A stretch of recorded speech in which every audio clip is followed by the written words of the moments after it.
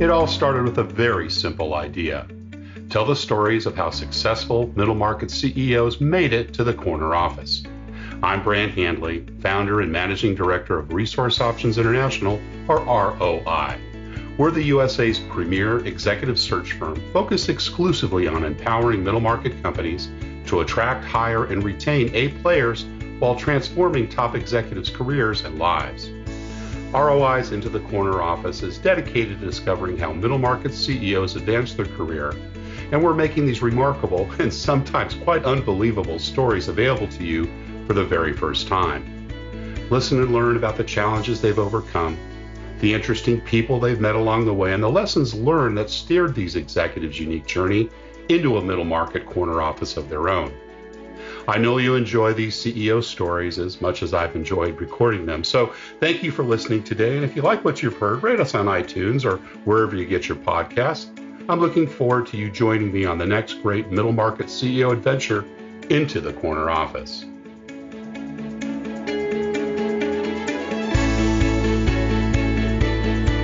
Today, my guest is Dave Powers, President and CEO of Deckers Brands, a global footwear and apparel company based in Santa Barbara, California. Since 2012, Dave has served in various roles, including spearheading growth initiatives for the company's brand portfolio as President of Brands and leading direct-to-consumer strategies as President of Direct-to-Consumer. Under his leadership as President and CEO since 2016, Deckers Brands has received accolades for stellar financial performance and sustainability efforts. In 2020, Dave was named a 2020 Business Person of the Year by Fortune magazine, ranking number 13 on their list of top executives. Prior to joining Deckers, Dave held executive leadership roles at Converse, Reebok, and Timberland. He's a native of New Hampshire, graduated cum laude from Northeastern University with a bachelor's degree in marketing, and he enjoys spending time outdoors with his wife and 2 sons. Dave Powers, welcome into the corner office. Thank you very much. It's a pleasure to be here. Great to have you here. And I'm down in sunny La Jolla, California. I think you're somewhere in the Santa Barbara area, and we've been blessed with good weather. And I think we're about the only place in the country to have it. So we're gloating a bit, aren't we? Yeah, we're pretty fortunate, I have to say. But we choose to live here. I was talking to the client back east. They go, Brant, there's 2 feet of snow outside. Let's not talk about the weather. And I said, Absolutely not. Well, first and foremost, gosh, with the pandemic now going into its second year, how are you doing? How's you and your family? And how has Deckers fared through these very interesting and somewhat challenging times this past year? Yeah, I appreciate you asking that. I'm good. I'm staying focused. I'm diving into the business and keeping the teams motivated, and really focused on making sure that our employees are staying healthy, and both physically and mentally, along with their families. And then doing the same on my end, just trying to manage, like everybody's doing, working from home, managing the family at the same time. Certainly, I'm in a little bit different situation living in Santa Barbara with the weather. But I'm, conscious of the fact that we have employees all over the world, and everybody has their own situation, and we're trying to get through the best we can. So it's been tough, but we're hanging in there. And fortunately, the business has been helpful. Yeah, great. Have you had to close down any facilities or anything like that other than the office? Have you guys been hit pretty hard from a consumer standpoint, or are you kind of holding your own? I mean, people are doing a lot more exercise, right? So at least that part of the business and out and about. We can talk a little bit if you want about how the business is trending, but our brands, both UGG and HOKA, and also Teva and Sanuk and Koolaburra, are faring pretty well in all of this. They're being still in high demand, and we're still working from home. It's been coming up on a year now in a couple of weeks, and we're going to be working from home for a while still, at least here. Right. Our team in China is back to the office, but it's varying degrees around the globe. Well, that's good to hear. I'm glad to hear it. Well, listen, we always start the podcast just learning a little bit about the CEOs in their early years. Tell us a little about where you grew up and what your early family life was like, Dave. Yeah, so I grew up in the seacoast of New Hampshire. I used to be ashamed to say I was from New Hampshire. I always referred to Boston instead because a lot of people didn't know where New Hampshire was when I moved out to the West Coast a long time ago. But yeah, small town. It was actually a mill town that used to have footwear manufacturing back in the day, believe it or not. And so yeah, small family. I have 3 siblings, 2 sisters and a brother, and parents. And so we grew up in that town. My father was an educator. He was a superintendent of schools, so visible in the community, engaged in the community, and really committed to kids and education, and blessed to have a great upbringing with my family, and we're still Yeah. very close. Did your mom work in the home, or did she have a professional career outside?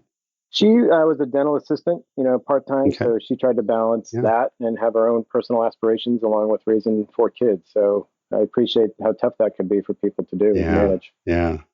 I grew up with an educator. My dad was a elementary school teacher and then a principal for many years. They tried to get him to superintendent. He never really wanted to go. He always wanted to stay close. But Yeah. education was a very important part of growing up for myself and my two siblings. Was that the same with you? Was it always kind of assumed you'd go to college and getting good grades was like getting a paycheck? My father was actually pretty low key about it. He, Yeah. we always talked about going to college, and that was an expectation, and we all did, Right. fortunately.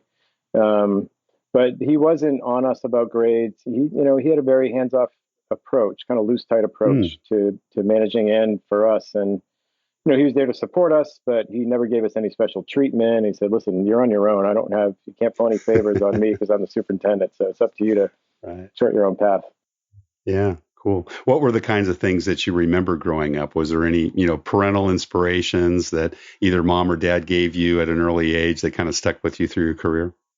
Well, the value of athletics was a big one. My dad, he was a coach throughout his career as well as an educator. And, my sister was a track star. My older brother was a football star in high school. And, that's embedded in me. We were a very active family and running. And I still refer back to that, even today, I still say very active.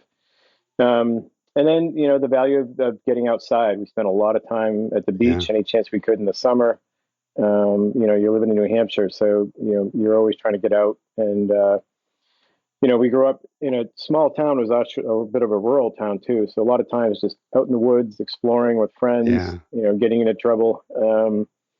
But mostly just always outside. That's the biggest thing that. What were the sports you enjoyed the most, Dave?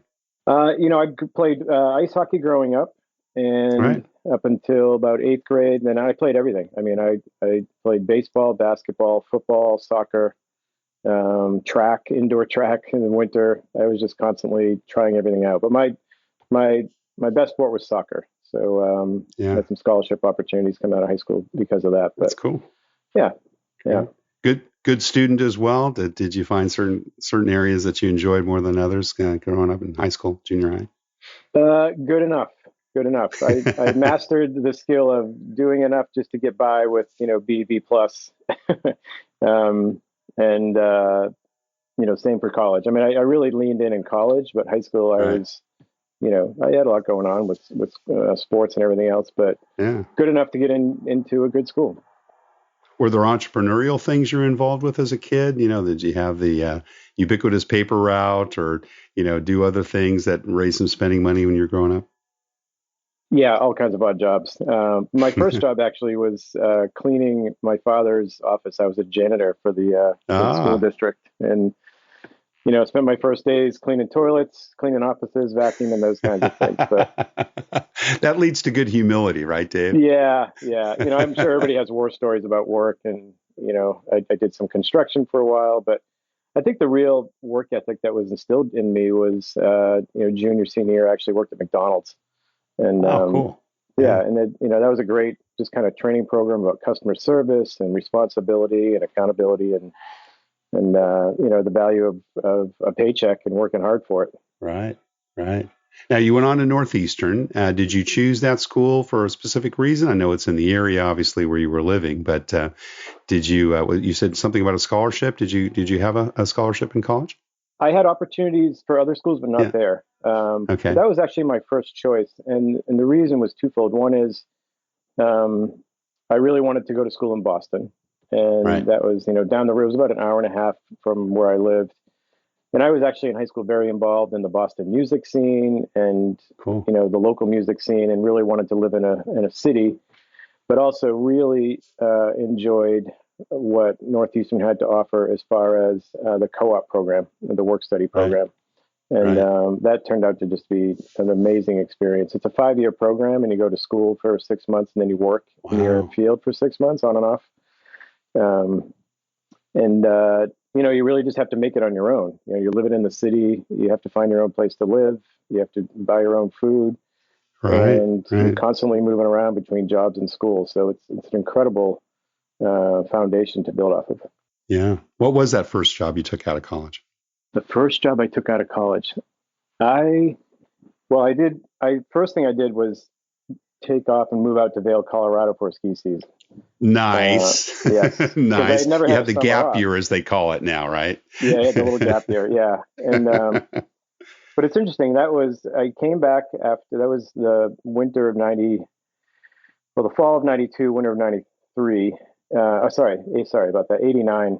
But anyway, I came back and started trying to look for jobs in the advertising and marketing field. And I ended up my first real job, official job, was working for Valpak, selling Yeah. direct mail advertising. Wow. Which I am horrible at. I am a horrible salesman. But it's interesting because I did it for the paycheck, but at the same time, I really found this sense of creative energy within myself, and I started designing clothing outside on my spare time after work and at night. I remember sitting up till 1 o'clock in the morning just designing T-shirts on a computer.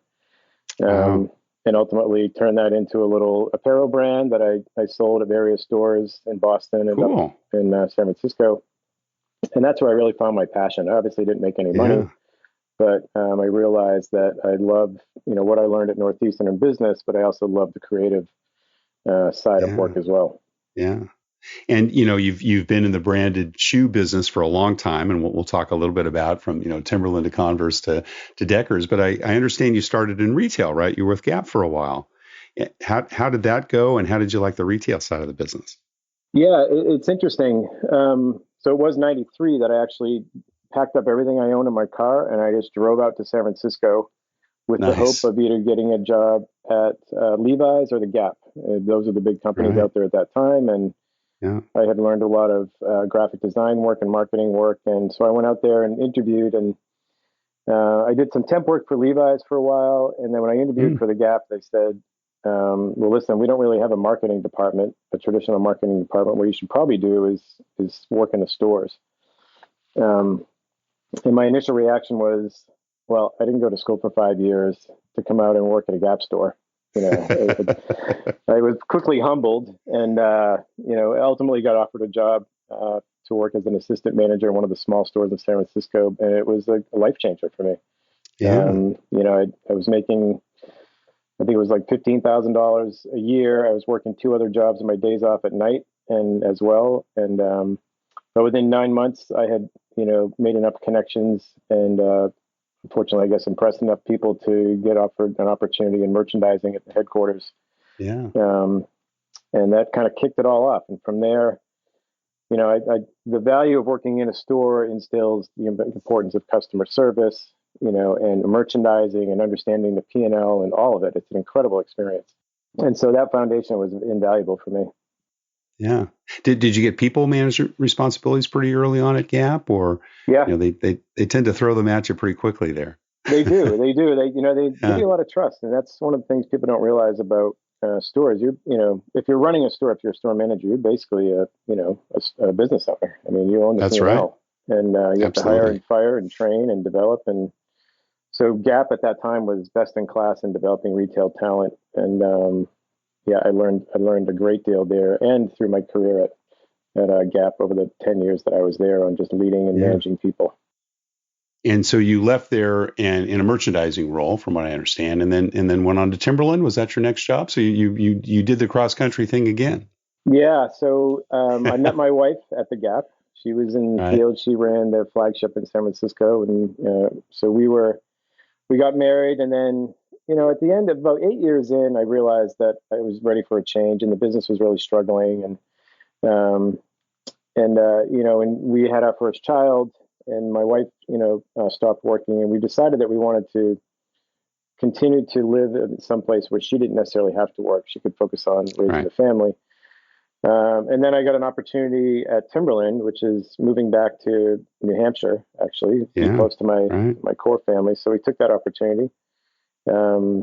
To run all merchandising for the DTC channel for them in retail, and did various roles. I worked there for the DTC team for a little bit. I spent 2 years working on the product side and merchandising strategy with the global teams, and then they asked me to go over to Europe and run the retail business over there. And so I spent fantastic. Where were you based in Europe, Dave?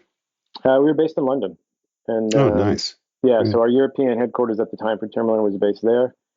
And just obviously an incredible opportunity and experience on all levels. Just different place to live, managing different business models. Obviously, European business. I had some experience in that through Gap, but there's nothing like living in the market and getting to know the consumer, firsthand. All right. Now, Timberland's got some retail operations, or they did at that time. Is that correct? Did you eventually work your way into that part of the business? Yeah, so that's what I was running over there, is our own retail and then also merchandising for our global fleet, including franchise stores and online. Right. Yeah. Right. Great opportunity. Any kids born over there that would have opportunities to expand their citizenship rights? No, unfortunately, they're both born before that. I have 2 boys who are now 16 and 19. I have 17 and 19. Yeah. But no, they, we had a great time. It's a great place to raise kids in the city of London. It's very kid friendly. Yeah. Awesome. How many years were you there? 3 years. 3 years. Yeah. Cool. Yeah. And then did you come back with Timberland to the States, or is that the time you transitioned to Converse? Yeah, that's when I transitioned to Converse. They asked me to stay in the UK and localize and run the apparel business over there. But I just felt like I needed a change. There was a lot going on at upper management. And, I've been pretty good at like protecting myself and my career along the way and being able to read the signs as to when things are heading, in not such a great direction. So I decided to purposely make a change, and the opportunity for Converse came up. And again, I was able to move back to just north of Boston and have an incredible opportunity with working not only for Converse at a time where it was high growth, but also being part of the Nike leadership team. So it was a bit of a no-brainer for me to take that opportunity. Cool. When you look back at those 2 or 3 years that you were in London, what would you say is kind of the biggest difference in terms of leadership and managing and developing people internationally versus doing it here in the U.S.? It's a good question. The roles are not always the same. So the titles are the same, but the roles can be different over there. And it's the people are different. You have to adapt your style. They're not as communicative as or forthright with their feelings or what they really think. Right. So you have to really spend time to get to know them, understand, okay, where you're really coming from on things, and make sure you're communicating clearly. But you really have to gain their respect. You're an outsider, and you really need to show that you're there to you have their best interest in mind, and you're there to help and support, and really be a good listener and learner along with managing. Yeah, cool. So back to the States. Converse is where were you based with them? Were you still East Coast then at that time, or where were they based? They were based just north of Boston. So that's Boston. That's what I thought. Yeah. Yep. Yeah. Because you've got Reebok. Was Reebok also Boston? New Balance was Boston, I think, as well. There's a lot of shoe companies out of Boston. There's a lot. Yeah. Timberland, Converse, Reebok, New Balance, Rockport, Puma. Yeah, Rockport. Yeah. Yeah. I mean, there's a lot there. I mean, it all goes back to the history of, manufacturing in the Northeast. That's right. Yeah.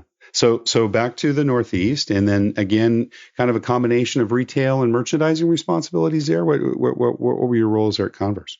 At that time, we only had some outlet stores, and so the goal was develop a retail business, and obviously the online business as well, globally. I found out really like 3 weeks after I joined that we actually had 2,500 stores in China that had under the Converse banner that were run by partners. So it was really creating and developing a global strategy for Converse retail, both for owned and partner stores, full price and off price, and then making sure that getting the support of Nike leadership team to invest in it. So, were they owned by Nike already at the time that you joined? Yeah. They had been. Okay. They had been purchased. Yeah. But it's a big leap. Retail is hard work. It's a lot of heavy lifting. It's a lot of capital investment. It's a big risk for a brand. Right. But we got it off the ground. We had some great store launches, and really helped, I think, dimensionalize the Converse brand over time. Yeah, awesome.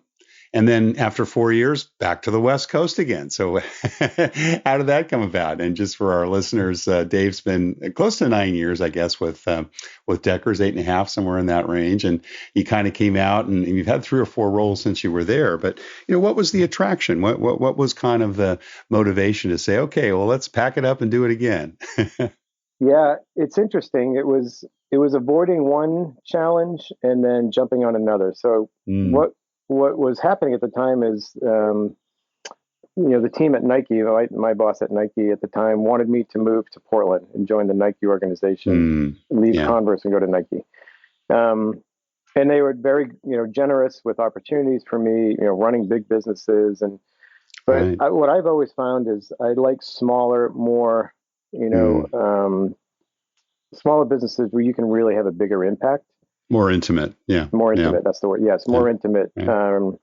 And Nike is an incredible organization, but it's massive, it's Huge. Yeah, complex. There's a lot of yeah. layers, and I really wanted to, and also I really thrive on complexity and the international multi-channel business, and I didn't want to lose that. Um, Right. and I also, to be honest, struggled with moving to Portland and the weather, so that was a secondary. I'm an Oregon Duck grad. I know There exactly you what go. you mean. It was a great place to study, but I don't think I'd ever want to live there. Yeah, exactly. And then the opportunity. So I knew at some point it was going to run its course, and Yeah. but the opportunity at Deckers came across Yeah. my email, and Now, it's was interesting. Angel a CEO at the time, He or was, yep, had he? Yeah, he was. So yeah, were you recruited? Did you know him? Because he was at Rockport, I think, wasn't he? yeah. I didn't And know Angel. I mean, no, um, I got to know him obviously pretty quick, and right, he was a right. major factor in my decision to go there. But it's Sure. interesting because I had always said to my wife, my dreamed up someday would be to work at Patagonia and live in Santa Barbara. There you go. All right. and Oh, and so I think I exceeded that dream by landing at Deckers instead. Still love Patagonia, still a huge fan of that brand, yeah, and yeah. But is about on. 15 miles away. Yep, but Not still in Santa much. Barbara. Yeah, Yeah. And were you recruited over there? Was it, what is a search they were looking for, or was it through a connection that you made the transition to Deckers? yeah. They had an executive search Yeah. firm reach Right. out. Yep, and Right. Cool. I initially turned it down, and I said, "Nah, it's I'm not quite sure I'm ready to do this yet." And they were Right. persistent. I'm glad they were. Um, Fantastic. Great. And yeah, as I said, you've been there close to 9 years, and of course now running the show, and kind of came up through the ranks. And just give us a kind of a brief overview. So you kind of started, and was it their retail business? Because they've had some, or I guess they still do, or you still do, right? Or I seem to recall that got was that scaled back a little bit, or was that something that I'm thinking up in my head with regards to Decker's retail operations? I remember there used to be more stores than there currently is, but I may have that wrong. no, you got it right. You absolutely have it right. Yeah. When I joined, I think there was probably 15 stores. Wow. And they were the metrics on them were off the charts. I'd never seen profitability numbers like that from a four wall business. Wow. Yeah. Both in the U.S., we had a couple stores in London and then a couple in Beijing, Wow. and we had a really lean team that was managing them. But the company was still a wholesale led model. And Right. what I Right. appreciated about Angel and his vision is that he knew that DTC is where things were heading. We had to get closer to the consumer. You had to build stores and websites globally to create a bigger sense of what the brand is and could be. Yeah. So, and I love that stuff. I love creating, experiences for consumer. I love merchandising and just that magical moment of people walking into the Yeah. store and seeing the unexpected product or Right. storytelling. Right. So my job is really kind of build out the business, but also the capabilities in the team. Hired a lot of people globally, set up Mm. process and structure to be able to really fuel a DTC business globally, and we expanded quite a bit. Um, but in 2015-16, that's when brick and mortar started really getting hit, and Yeah. we ended up going through transformation of the business. When I became CEO, we had to slow the growth and reallocate resources. But we still have a really healthy brick and mortar business globally. We Yeah. have partner stores in China and in Europe, and now looking to take that expertise and apply it to the HOKA brand at some point. Yeah, awesome. How many employees today, and what are your global sales? Global sales that we ended last year were just over 2.1 billion. Wow. And it's driven by a combination of UGG returning to growth and, the just the exponential growth that we're seeing from HOKA. That brand's going to pass $500 million this year Nice. already. So, we're fortunate to have two healthy horses in the race that are leading and driving revenue growth. And we're having another record year this year. Can't give away the details yet, but, Yeah, happy with the results and continuing to grow. that's great. And is most of it through organic? Have you guys continued with acquisitions over the years? I believe the UGG brand was an acquisition, wasn't it not? Originally in Australia? Is Yep. that where that came from? Yep. Yeah, the team that was running Deckers at the time, Teva was the bigger brand at the time, Teva, right. and then they acquired UGG, and then a couple years into it with Oprah Winfrey and a couple other things going their way, the business just skyrocketed and it's never stopped. Yeah, fantastic. We had some smaller Fantastic. brands over the years, but we ended up folding, most of those and just focusing on Teva, Sanuk, and HOKA in the last 4 years. Yeah, fantastic. So you've been president and CEO since 16, so you're going on 5 years there. Yeah, tell us a little bit about kind of how your leadership styles evolved, particularly from the early days of, some of the work you had at Gap and managing people to kind of how you manage today. Yeah, my management style is stayed pretty consistent. I've always, Hmm. had the philosophy of spend your time hiring the right talent, Yeah, align with them, and assume they know what they're doing, right? You have to start from a place of I'm bringing you in because you got the expertise and you put some points on the board at some point. Align on the strategy and the game plan, and then empower them to get it done. And so I right. stay close as necessary. I'll sometimes dive in to help support or understand the business a little bit better, or try to fix things where necessary. But generally, I stay closely in touch with my team on a regular basis, and just kind of I'm there on the sidelines supporting versus micromanaging a Right. lot. Right. Um, so I try to do that as much as I can. I still, for me to be successful and feel confident, I need to have a true understanding of what's happening in the business Mm. at a relatively deep level. So I do stay engaged, but I do my best not to micromanage or make decisions for people, just more to kind of educate and help support them. Tell us about that, Dave. How do you do that? I mean, you've got a global organization. You've got, of course, your executive team in Santa Barbara, maybe a few different people elsewhere, manufacturing overseas. How do you stay close to it without, as you said, appearing to be micromanaging?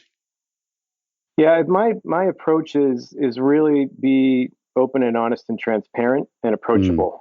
Yeah. I'm not a top-down kind of command and control type manager. Hmm. Hmm. I value my team. I trust my team. I listen to the team. I let them challenge me. I have no problem with that. I won't always listen, but feel free to or agree with what you have to say, I should say. But I'm all ears. And I do my best to stay connected. International Yeah. travel, still visiting stores. Even over the last year, I'm constantly texting with employees from around the globe. And just on a personal level, or just quickly answering questions. But I know the business. I know it really well. I know the Mm. team. I know them on a personal level as best I can. And I think you just have to be, visible, approachable, and trustworthy. And I think that, Yeah. I think that with good intentions, the business and the team does the rest. Sometimes it's also good to know the right questions to ask, right? And being able to kind of deep dive in things. One of the big differences that I've seen in executive recruiting is in, 20th century, pretty much, the bosses were the king. I grew up in an organization, Procter and Gamble, and, it was hire from within. You never worked for a guy that wasn't, had your job before. And, you very rarely questioned what they said. And yet with millennials, and I think in the 21st century, we're 20 years into it now, I think CEOs are much more in a situation where, sometimes they can be a little uncomfortable having their answers questioned rather than just their questions answered. How do you deal with that? And, is your culture one where there's a lot more collaboration and people are comfortable and, challenging perhaps their senior managers, or, is it the style maybe a little bit differently in terms of how that's approached at Deckers? Well, you bring up a really good point, and I think that leadership styles need to evolve from where, when I grew up in my early days at the Gap, it was very much, here, we're going to tell you what to do, and your job Top is to go down. execute, Yeah. right? Yeah. And I still think I had PTSD from those days. It was hard. I think we all do, Dave. We've got the lashes on the back to prove it, right? Exactly. And then, there's also kind of a cutthroat culture that goes along with that. And I saw a lot of backstabbing that I did not enjoy, and found it hard to trust people. And so literally I have been chasing the opposite of that my whole career. And so what I tried to do at Deckers, and the reason I came to Deckers is largely due to Angel's philosophy as well, but I've really tried to create an environment where people feel comfortable being themselves, and that they do feel trusted, and they do feel heard, and they feel part of the team. And one of the things, we say at Deckers is you shouldn't have to change who you are when you come through the door every day. We want you to be comfortable in your own skin. We want you to be valued for who you are, and bring your experiences to the table. And I believe that's when you get the best work out of people. And so, we're on that journey. We're not perfect, certainly, but that's the aspiration. And with that, you have to be vulnerable yourself. You have to be open to listen to your employees, to value what they have to say. Like I said, you may not always agree, but people just want to be heard, That's good, bad, or indifferent. They want to know that they're valued. And we're doing our best to make sure that that's the case at Deckers. And I truly believe that allows people to do their best work. Yeah. Yeah. Well, Deckers has been around a long time. As you know, I lived in Santa Barbara for about 30 years. I've been in and out of there. And it was founded, I think, back in the 70s, if I'm not mistaken. I think we're at 37 years now, I think. Yeah. Pat Lopker, rest his soul, was one of the founders. And, I know that the company kind of just stayed at one level for a long time. And I think Angel, and of course you and the team that he's built out, really just kind of launched it. But I think there were maybe $300-400 million, I think, in sales forever, it seemed. And then I remember, hit the $1 billion mark, and now the $2 billion mark. That's incredible. What would you say has really just been kind of the key cultural change that's allowed that kind of explosive growth and the huge success you guys have had since that time? Because, for those first 15, 20 years, it really didn't go very far, right? It was pretty much steady state. No, you're right. And what happened really around the 2016 time when I became CEO, we were driven, our success was really driven by UGG at that time. And if UGG, had a good holiday season or a good year, and we grew, then everything was good. If it didn't, the downside was really bad. And so very reliant on the one brand. And what we were also relying on is really one item, which is the classic, sheepskin boot. I mean, that was about 50% of our total retail sales for UGG, which is probably 40% of the total company. And that boot was kind of flatlining, and the other product around it wasn't resonating to the same extent. So we were a little bit stuck.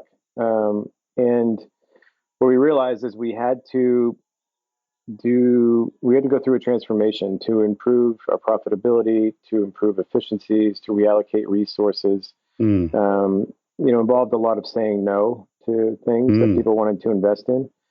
And then fortunately, we had acquired HOKA, and HOKA started to show some signs of meaningful growth. That allowed us to take a step back with UGG and really reset the marketplace, reset the brand, clean up the inventory. And I give, my leadership team all the credit in the world for the work that they've done over the last 4 or 5 years of resetting our distribution, cleaning up the marketplace, and then creating, a more exciting, compelling, and innovative product offering, but also making sure that it's differentiated by account, and it's segmented. And so, because you have to reset before you can't keep, continuing to try to stuff more of the same item into the channel if there's just no, you know what I mean? So we really had to pull back and reset the organization. And we went through a 3-year turnaround. And what's happened now is that work is paying off in spades, and we're seeing just the demand is outpacing supply in some cases right now for both UGG and HOKA and Teva too. Fantastic. And when you say the reset, was it just, looking a lot closer at the data and really understanding where the market was going, or, from an external standpoint, or was it more internal? How are we making this? And the costs involved. Help us understand that a little bit. Yeah, it was really across the board. And as I said, we brought in some fantastic leaders who had experience at other companies, running larger, more multi-channel complex organizations. Right. So we had to grow up a little bit with capabilities. Yeah. But, looking at product and inventory sell-through and net margin, where it was selling in the channel, how much was being closed out, really restraining that back. On the supply side, getting into the details of, the cost of materials, the yields of how much product materials we're using on each boot, shifting from China over to Vietnam. I think the sourcing teams and the product teams created a 500 basis point improvement in just product margin. Whoa, that's amazing. Yeah, I mean, that's a big number on that kind of volume. Big number. Yeah. Closing retail stores, we unfortunately had to do some headcount reduction a little bit. So it was a pretty across the board transformation of our business. Wow. But now we're healthier than ever, and we feel like we're in a bit of a flywheel situation now with our ability to reinvest and drive demand because of it. Well, as you staff back up and look for people, obviously, to play those roles, whether at the executives who are else there, what do you look for when you're making bets on the people you invest in and hire, Dave? Well, the first two things I would say are probably equally important is experience, right? Capability, but culture fit. And, we take our culture very seriously. Angeli and I. Can you define that for us? If you kind of put a sentence or two together, how would you define the Deckers culture? Yeah, just everything I talked about before, just, honest, approachable, trustworthy, confident, empowering. Yeah, collaborative. That's big for us. We're a matrix organization. We're a complex business. So you have to be able to manage from afar, influence from afar, work across the matrix, collaborate with your teammates to get things done. Sure. And then the command and control leadership style that we spoke about earlier. Yeah. That doesn't necessarily work at Deckers. You have to be a team player, and that's so that we're really, really careful about hiring people that fit that model and that philosophy. And then obviously, core experiences that we feel are relevant and will take us to another level. We talked about this a couple of weeks ago when we were planning the podcast. It's just so hard to get at that character, that culture fit. And, particularly if you've just got a little bit amount of time with someone. And I'm sure you put people through quite extensive interviews. You've got a very robust HR organization. I know some of your folks over there. But, when you think about maybe your involvement with maybe, a level or two below you where they say, this is an important hire. We're bringing in a director of merchandising or, someone that's maybe doing design work, and they know your background. And you've got maybe 15 or 20 minutes. What kind of questions do you ask? What do you get at when you try to understand the character and particularly the cultural fit of that person and whether or not they will make the grade? Assuming their qualifications are there already, right? You have to assume that that's the case if they're going to be spending time with you. But how do you get at that, Dave? Yeah, it's well said. The first thing is you assume that they have the capabilities, right? Otherwise, I wouldn't be sitting in front of them. So we'll talk quickly about that. But I really try to dig into what their personal interests are. What motivates them as a person. What I tend to do is lay out my values or my expectations for leadership based on our values, and see how they react. Because sometimes you can tell right away if they're faking it or not, based on their response.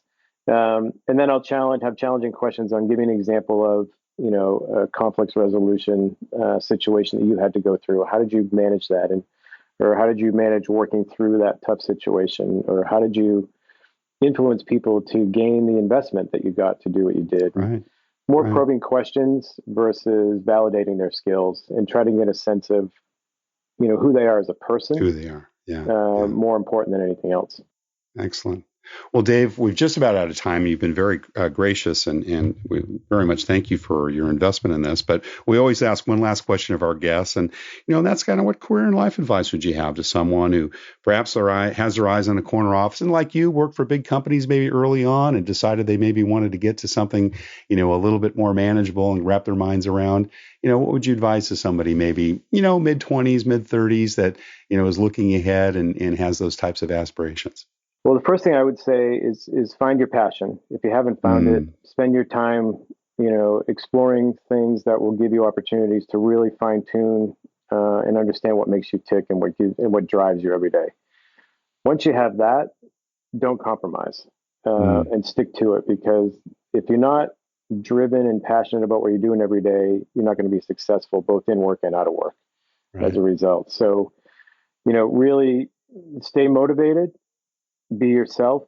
Don't do things that are outside of your integrity just to get ahead, and stay consistent. And if things, and listen, if you're at a company and things aren't going the way that you feel they should be for you, don't be afraid to make a change. You only get one shot at it. And so that's right. Stick to your guns, stick within your integrity, make decisions based on what's best for you and your family, work your ass off.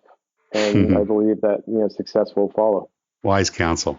Dave Powers, President and CEO of Decker Brands, thank you so much for sharing your journey into the corner office. You bet. Thanks, Brandon. I appreciate the time.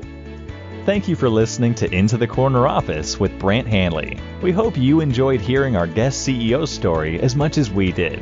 If you want to hear more CEOs reveal their journey into the corner office, please subscribe via iTunes and tell your friends and colleagues. For more information about Brant, Resource Options International, and the mighty middle market, visit www.goforroi.com. We look forward to having you join us for our next episode.